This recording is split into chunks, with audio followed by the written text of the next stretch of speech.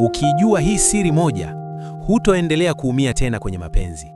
Watu wengi wameumizwa na wengine wamechoka kabisa kupenda. Lakini ukweli ni huu, kuumia si bahati mbaya. Mara nyingi ni matokeo ya namna tunavyochagua watu. Leo nakwambia kitu ambacho kinaweza kubadilisha kabisa maisha yako ya mahusiano. Mada hii imeandaliwa nami naitwa Mbagae.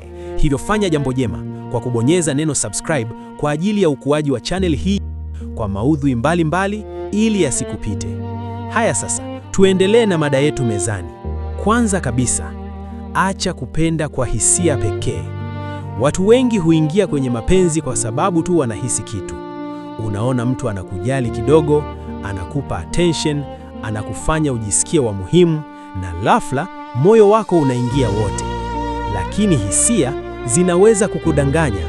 Mtu anaweza kukuonyesha mapenzi leo, lakini hana nia ya kuwa na wewe kesho. Ndiyo maana ni muhimu kutumia akili pia, sio moyo tu. Sasa sikiliza hili kwa makini. Chunguza tabia, sio maneno. Kuna watu wanaongea vizuri sana, wanajua kukufanya ujisikie unapendwa, wanatoa ahadi, wanatumia maneno matamu, lakini ukiangalia vitendo vyao havifanani kabisa na wanachosema. Jiulize, anakutreat jipi? Anakuheshimu? Anakupa muda? Au anakutafuta pale tu anapokuhitaji? Tabia ya mtu haiwezi kufichika kwa muda mrefu. Na hapa ndipo watu wengi hukosea. Wanapuuza red flags. Unaona kabisa dalili, lakini unajipa matumaini. Unasema atachange au labda anapitia changamoto, lakini ukweli mchungu ni huu. Mtu hawezi kubadilika kwa sababu tu unampenda. Kama mwanzo kuna tatizo, mara nyingi linaendelea kuwa kubwa zaidi. Na sababu ya pili kubwa ya kuumizwa ni kukosa kujithamini. Unapojiona huna thamani kubwa, utakubali vitu ambavyo hupaswi kuvumilia.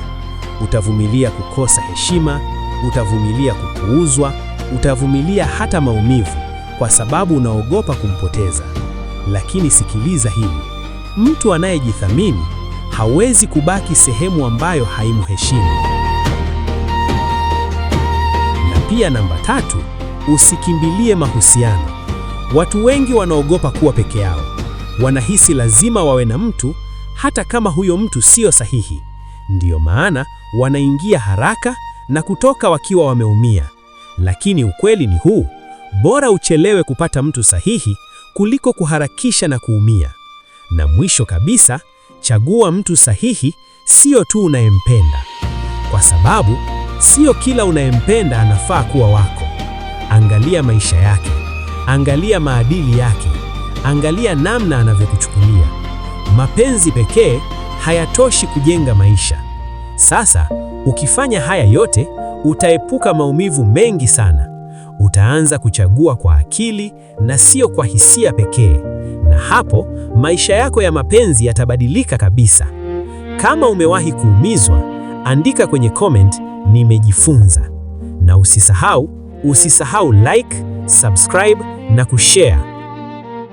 Waambi watu asiache kusubscribe katika channel hii. Subscribe katika channel hii ya Mbagae ED.